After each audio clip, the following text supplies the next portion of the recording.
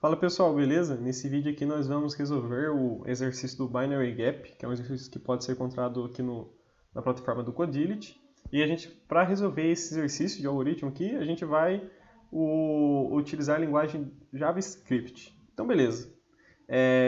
Antes de começar, caso alguém prefira, eu também escrevi um artigo aqui que explica passo a passo, né? Que a ideia é ter a mesma representação do vídeo, só que em escrito, caso alguém prefira. Eu vou deixar também o link na descrição.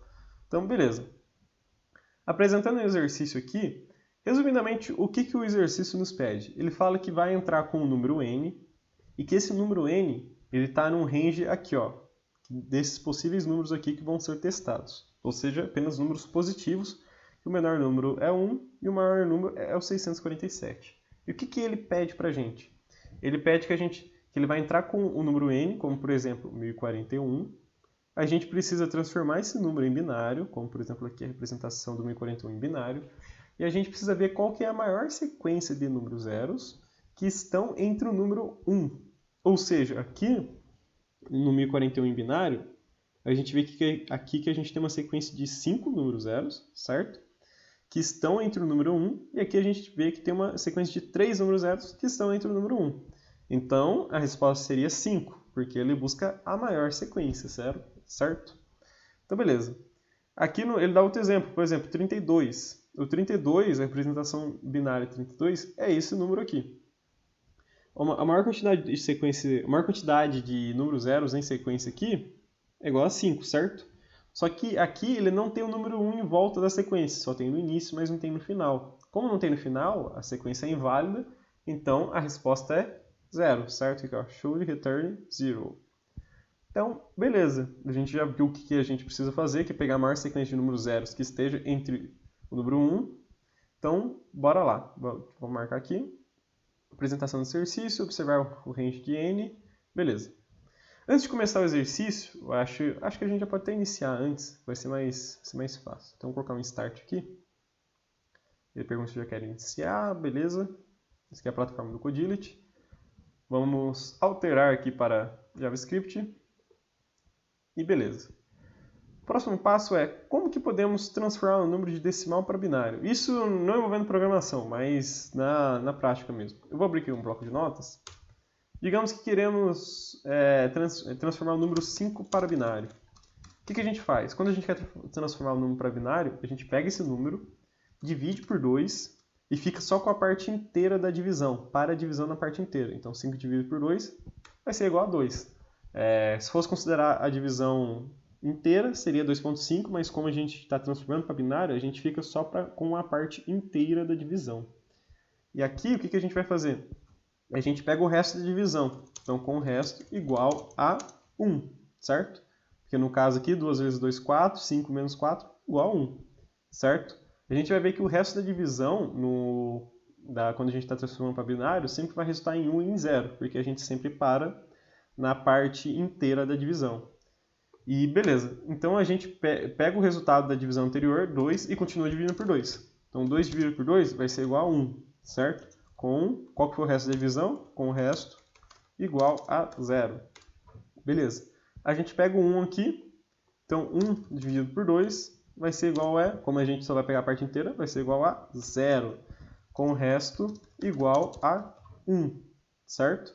Então, beleza, o que a gente pode tirar daqui? A gente divide até o resultado aqui ser igual a 0, certo? Ou, por exemplo, até a gente chegar aqui na divisão 1, da divisão do número 1 pelo número 2. Então, beleza. E todas as divisões que a gente vai fazendo, a gente vai guardando o resto da divisão. E o que a gente faz? A gente pega o resultado de cada resto de cada divisão, só que a gente pega do último para o primeiro. Em vez de começar com o resto da divisão do 5 dividido por 2, eu vou começar com o resto da divisão do 1 dividido por 2, que é o último. Então eu pego o resto da divisão dele, que é 1, pego do anterior a ele, que é 0, e pego do anterior desse, que é 1. Então a gente chega na conclusão que o número 5 para binário é igual a 101 aqui, né? 101. Então beleza. Nossa, João, mas não tem diferença pegar do último pro primeiro por último. Não tem diferença nesse exemplo do número 5, mas em outros números, como por exemplo aqui do 32, que é a representação dele binária, essa daqui, faria diferença, porque o resultado do número 32 binário seria isso aqui, né?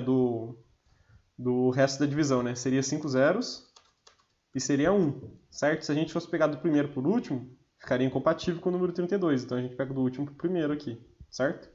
Então, beleza, vimos como que podemos transformar um número para binário.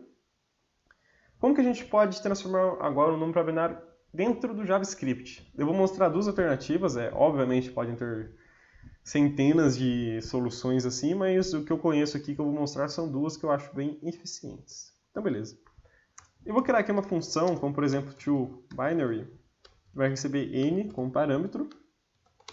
E o que eu vou fazer? Para não modificar o parâmetro aqui direto, eu vou criar um letNumber aqui, que vai receber n, e vou criar aqui uma variável chamada binary, que vai ser a variável que eu vou ir concatenando cada dígito do número binário. E o que eu vou fazer aqui? Eu vou fazer um while, que enquanto o number for maior do que zero, porque a gente viu que a gente tem que parar a divisão quando o número chegar a zero. O que eu vou fazer? Eu salvo o resto da divisão. Como que eu posso salvar o resto da divisão? Eu dou um binary mais igual aqui para concatenar minha variável. Eu pego o number, porcentagem 2, que o porcentagem ele é o responsável por pegar o resto da divisão, certo? Beleza? E aqui eu divido o número pelo 2, o number pelo 2. Number vai receber number dividido por 2. Só que aqui ele vai retornar o resultado com decimal, certo? Com vírgula, quer dizer. E a gente quer o resultado só a parte inteira. Então como que a gente faz? Eu posso usar da classe math o método truncate, que eu escrevo trunc. E aqui eu passo o number dividido por 2, que ele vai pegar só a parte inteira da divisão. Então beleza. Só que aqui vocês lembram o que acontece? Vou colocar um return aqui agora binary. E vou colocar, por exemplo, aqui agora um console log, chamando essa função toBinary, passando um n aqui, e vou colocar só um return n aqui como exemplo. Beleza. Aqui a gente pode rodar o run test quantas vezes quiser, porque não vai contar nada no exercício, que vai contar quando a gente colocar aqui o submit. A gente viu aqui, como por exemplo no 32, que a gente viu aqui que o binário 32 esse daqui, ó, é o número 1 e 5 números zeros, você viu que ele está retornando ao contrário, certo? Foi o que a gente tinha visto antes, que a gente tem que pegar o resto da divisão do último para o primeiro, e aqui a gente está pegando o primeiro para o último. E como que é uma dica que eu posso inverter essa string, então, dentro do JavaScript? Eu posso dar um split nela, posso dar um reverse nela, e posso dar um join aqui, juntando. Nisso, ele vai... Isso aqui é uma dica que, tipo, quando eu precisar reverter uma string, sabe? Tipo, do último para o primeiro. Dou um split, que ele daí retornaria um vetor. Dou um reverse para alterar a ordem desses itens no vetor. Ele dá um join aqui para juntar tudo isso em um único elemento. Agora, se a gente dá um run test aqui, a gente viu que a string já foi alternada, né? Em vez de pegar do primeiro para o último, estou pegando do último para o primeiro. Então, beleza. A gente viu, então, a primeira alternativa aqui para transformar o número binário o número decimal em binário no JavaScript. Só que tem uma segunda alternativa que é um pouquinho mais chique, na minha opinião. Que é como que podemos fazer isso? A gente pode simplesmente dar um return aqui, o n. Aqui a gente está recebendo um n, ele é um dado do tipo number no JavaScript, certo? Todo dado do tipo number no JavaScript, ele tem um método chamado toString. Que esse método toString, ele aceita como parâmetro a base que você quer que seja retornada. Como, por exemplo, eu tenho um número decimal aqui e estou acessando o método toString. Se eu quero transformar esse number para a base binária, então eu passo o número 2 aqui, certo? Então, isso aqui ele já vai transformar o número para binário. Se eu dar um run test aqui, a gente tem as mesmas saídas aqui, ó, 32, a mesma saída que a gente estava tendo antes. Isso daqui funciona tanto para todas as bases, base hexadecimal, tanto faz, entendeu? Então isso aqui é uma dica que a gente pode transformar o número binário em JavaScript de uma maneira mais rápida. Então a gente não precisa nem mais dessa função aqui, né? Aqui eu posso criar um letBinary que vai receber n.toString 2 aqui. Então, beleza. Então, aqui a gente viu como que a gente pode transformar decimal em binário no JavaScript como segunda alternativa. Agora, a gente tem que ver como que a gente pode percorrer essa string e contar o número máximo de gaps. Que aqui, no caso, gaps são o número máximo de zeros que estão entre o número 1. Então, beleza. Como eu quero contar o número máximo de algo, número máximo no caso de números zeros, o que eu vou fazer? Eu vou criar uma variável aqui, maxGap, que vai conter o maior número, e vou criar uma variável aqui, currentGap, que ela é o que eu vou iterar a cada laço do for, certo? Então, beleza. Como que eu posso percorrer uma string em JavaScript? Eu posso usar o for_of. Então, vou criar um for aqui, let digit of binary. E aqui eu vou ter acesso a cada dígito da minha string. E aqui, o que eu vou precisar fazer? Então, aqui a gente já viu como percorrer a string, e agora a gente precisa contar o número máximo de gaps. O que a gente pode fazer? Pode fazer uma condição aqui, que se o meu dígito for igual a 0, eu vou incrementar minha variável currentGap. Mas, João, a gente não precisaria, por exemplo, fazer a condição para ver se a sequência de zeros tem um número 1 anterior a ela? Porque precisa estar entre o número 1. Aqui você não sabe se está começando com o número 1. E está certo esse pensamento. Só que o que acontece? Se a gente for observar aqui, o range de n contém apenas números decimais positivos. E quando um número decimal positivo ele é convertido para a base binária, ele sempre vai iniciar com 1. Ou seja, todos os números que foram chegar aqui, na base binária, sempre vão começar com 1. Então a gente não precisa, por exemplo, fazer essa verificação logo de início. A gente não precisa fazer a verificação se a sequência começa com o número 1. Porque como os testes vão ser só números positivos, a gente já sabe que sempre vai começar com o número 1 na base binária. Então a gente precisa testar só se a sequência vai terminar com o número 1, se tem um número 1 no final. Como que a gente faz isso? Colocando um else aqui, certo? Porque se o dígito não for 0, vai ser igual a 1, certo? Binário. E o que eu faço aqui? Quando eu caio no else, eu sei então que chegou ao final de uma sequência. E eu tenho que atualizar minha variável maxGap. Como que eu posso fazer isso? Eu posso fazer aqui, ó, maxGap, vai receber math.max, maxGap e currentGap.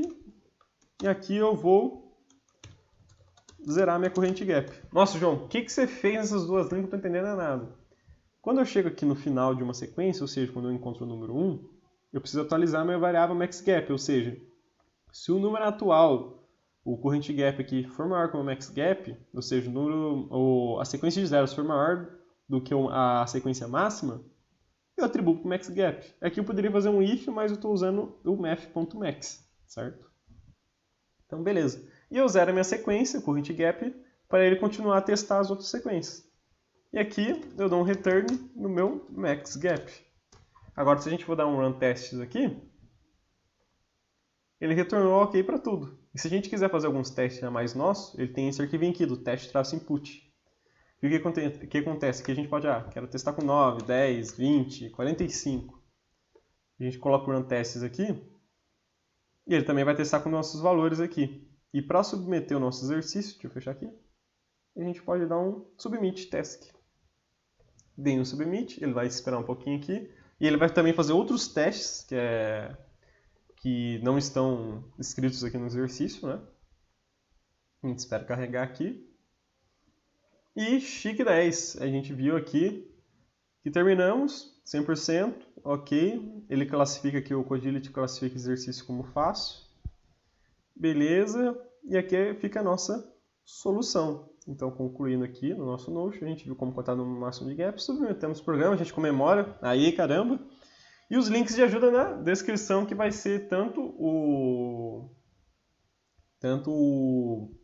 link do artigo, no Medium, e também um link que eu achei muito legal, que eu acho interessante sim falar aqui no vídeo, que me ajudou a entender essa solução, ainda mais do toString no Number, que é o link, que é esse link aqui desse cara. Aqui, tô demorando para carregar um pouquinho. Tchururu, aqui, beleza? Que me ajudou bastante, que o cara, explica muito bem esse exercício, cara. Tanto que a solução no final ficou igual, porque é a mais performática, pelo menos que eu achei. Cara, e show de bola. É isso, galerinha, e falou!